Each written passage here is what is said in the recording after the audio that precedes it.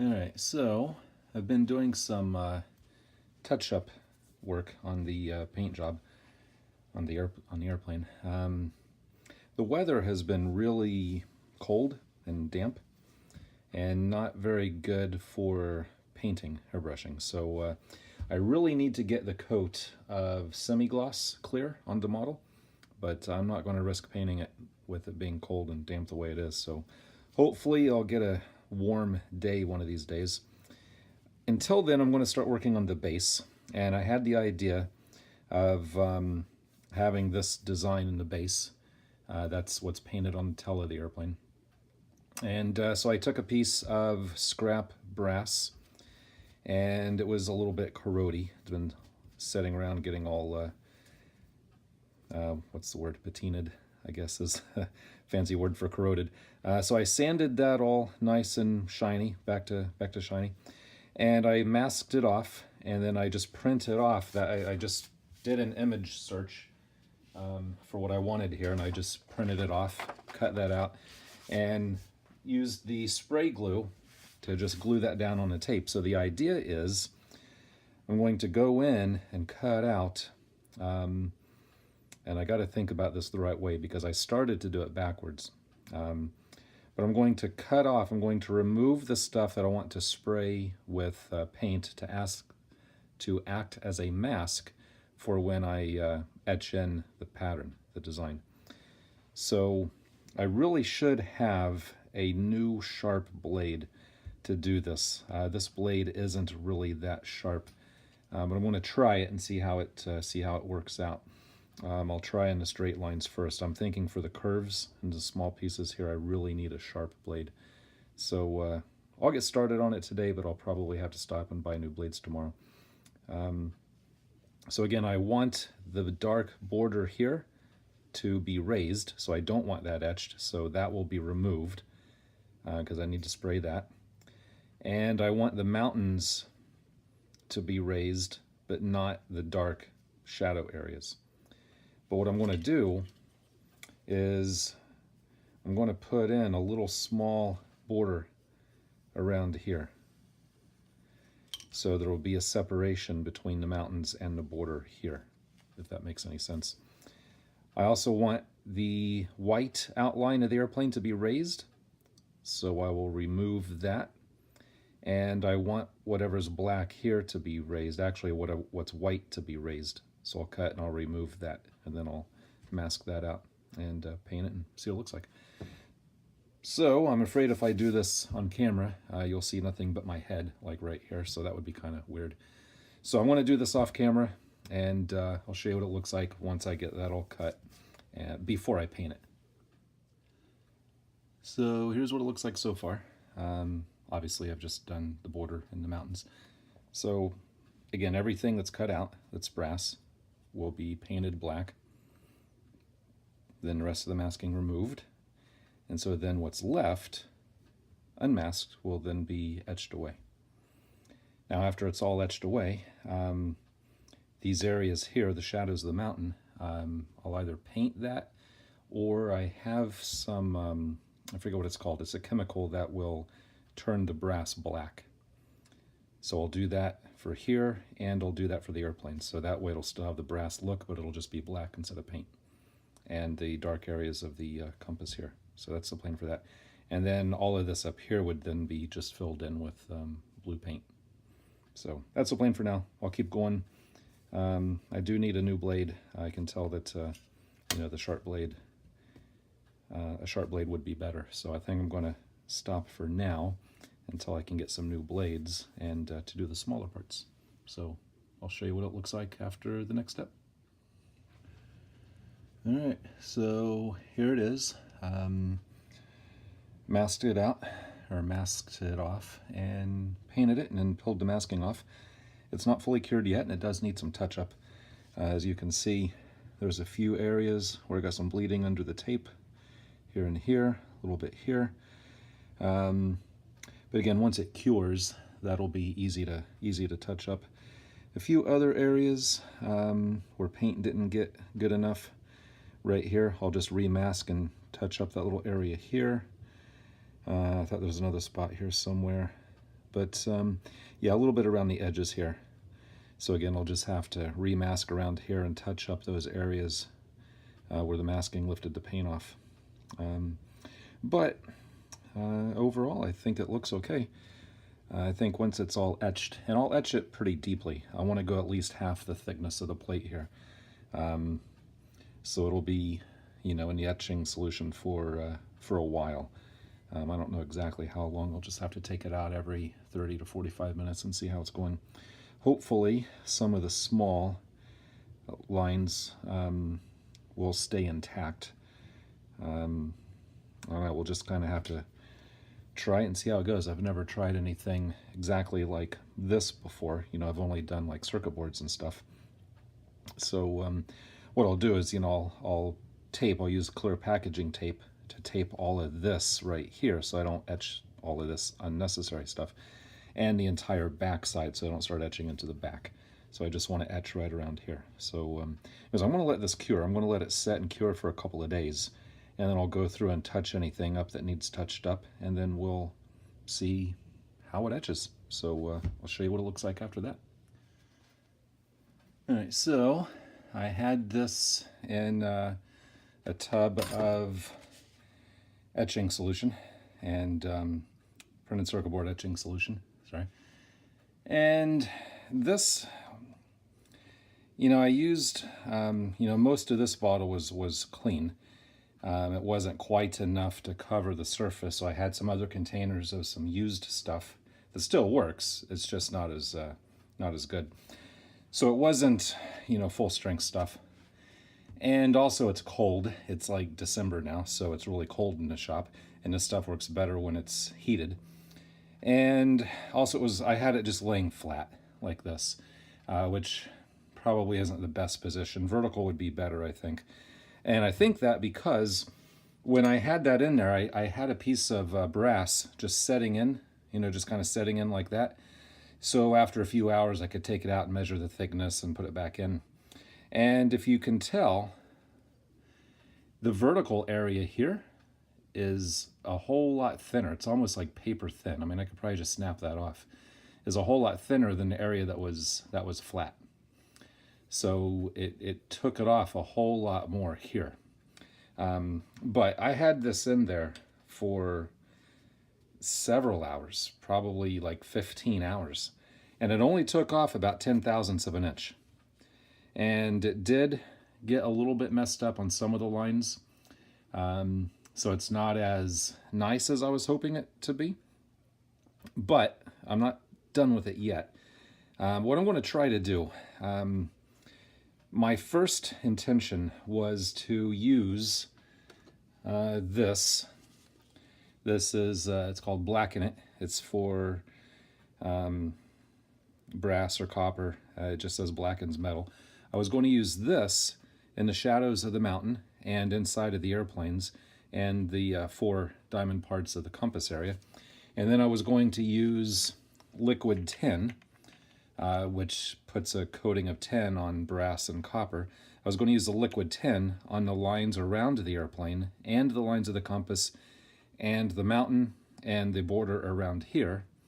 This will still get cut right to the edge of that border, so it's oversized still. And then the border would just be polished brass. And then the background here would just be polished brass. That was the plan. But I think what I'm going to do first is just polish this. It's a white diamond metal polish. It's for aluminum, brass, chrome, stainless.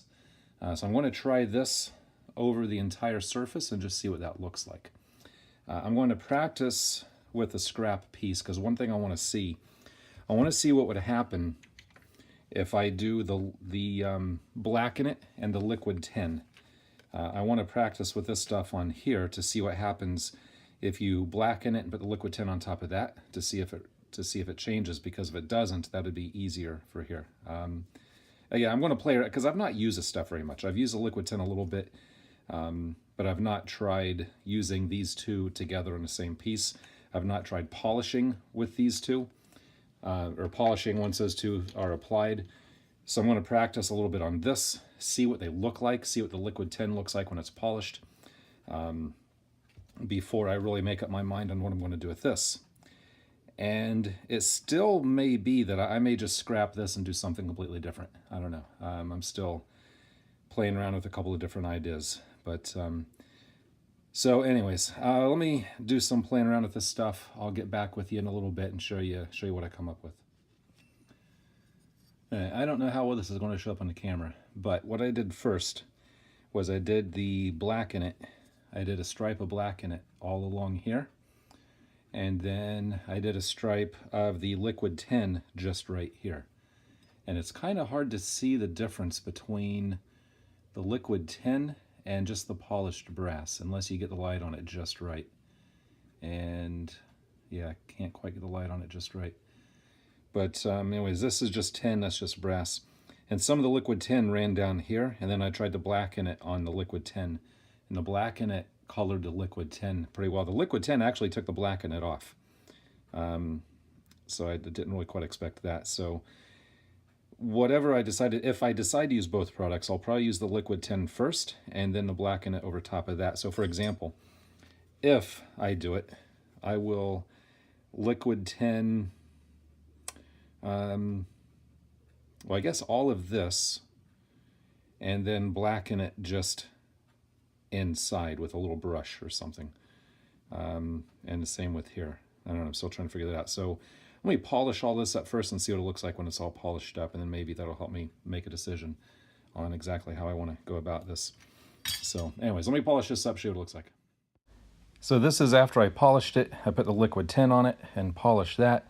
Then I started putting that black in it in the mountain shadows, and it kind of came out splotchy. You know, I didn't really like the way that that black in it works, because if you put it on with a brush, it just kind of gets, I don't know, it kind of gets splotchy. I think you're really supposed to just dip the whole part in it all at once instead of trying to brush it on. And so then I tried paint, and I just couldn't get it to look the way I liked it. You know, just another view of it here. But so then I just tried black paint and everything. And I sent this picture to a friend of mine, and I said, what do you think of that? And he said, it's bumpy. And I'm like, yeah, I know, but, you know, so I asked if he had any other ideas, and he just said, maybe polish the whole thing. So I just started from scratch. I polished it all down to the brass, and then after I polished it down to the brass, and I sanded off all little bumps. Those little bumps was from the etching process, just left a few little bumps and stuff. So I sanded all that off, repolished it to the brass, and then I just then I did the whole thing with liquid tin, and then I polished that, and then I covered the whole thing with the black in it, and then repolished it, and then that left the black in it just around all the little, you know, crevices and the little lowered areas, and I think I really like that. So that's what I'm going to go with. Okay, I don't know about where you're at, but where I'm at, it's like cold. And what I have left to do on the Starfighter, this is just this is going to be the base. I'll talk about this here in just a minute. But what I have left to do on the Starfighter, which is right over here, is basically just put the clear coat on, which is going to be a semi-gloss clear, and just put it together. I did do a semi-gloss clear. This is the bottom of the right wing, and I did a semi-gloss clear on that just to see how it would turn out. And you can't really notice there's much on it. It just kind of takes the gloss off a tiny bit, and that's about it. But it was a little bit too cold to be spraying. The paint came out pretty thick, and when it first splattered out, I kind of panicked, but I just kind of let it set, and it evened out, and it looked fine. I don't see any problems with it at all. But I don't want to take a chance of painting the whole thing until I have some decent weather, because it's supposed to be like high 60s, low 70s minimum to paint. At least with the enamels I use is what the instructions say. So I'm waiting for a warm day, which I don't know when that's going to be. Obviously, I still have to reattach the air brake door. I have to attach the exhaust pipe here, and that wire across there, that is the pitot tube. I don't know if it's going to focus on it very well or not. But that is the pitot tube that I made out of syringe needles. And I have to glue that in. But it's all basically just really simple, and of course the horizontal right here, horizontal here gets glued on. But it's basically the only thing left after the clear coat is just very, very simple assembly work, which will be like the last thing I do before I box it and ship it. And again, I don't know when I'm going to get a chance to spray the clear coat. So while I've been waiting for a warm day, I started working on the base, which is going to be this. And you already saw a little bit. I just covered that up. I'll unwrap that here in just a minute. But that's just to protect the finish on that brass plated piece here. Well, it's plated brass. So what I did was I laid this down on the wood, and I went around it with a razor blade, and you can see the mark here. And then I went over all of this with a router, and then I went in with a chisel to clean up the edges. And as you can see here, I started working around here. I have a little bit more to finish up around here. I wish I would have got a little closer with a router, but I just got to finish shaving that out with a little razor and a chisel. And it's coming along okay. I actually went down about, this is just a scrap piece of brass right here. I went down maybe twice the thickness because when it's all done, I kind of want it to be a little bit flush. And this is still rough, so I have to sand all of this to make it perfectly smooth and then stain it. The final design, what I'm thinking about, this will be cut. So I'll cut this around to keep the same gap. So that'll get cut around. And then up here, I'm thinking something kind of like this, curving up here, curving back down, and then coming off from right here, I'll have the post that goes up that holds the model. That's what I'm thinking. That may change, but let me unwrap this, and I'll show you what that looks like. So I'm actually pretty pleased with the way that's turning out. It's not quite done yet, as you can tell. There's a little bit of cloudiness here and up here that I just have to polish a little bit more. Those mountains were the same way, but I just kept polishing until they were shiny. I mean, it's like mirror surface, mirror finish almost. But I just got to polish more to get rid of that cloudiness right here.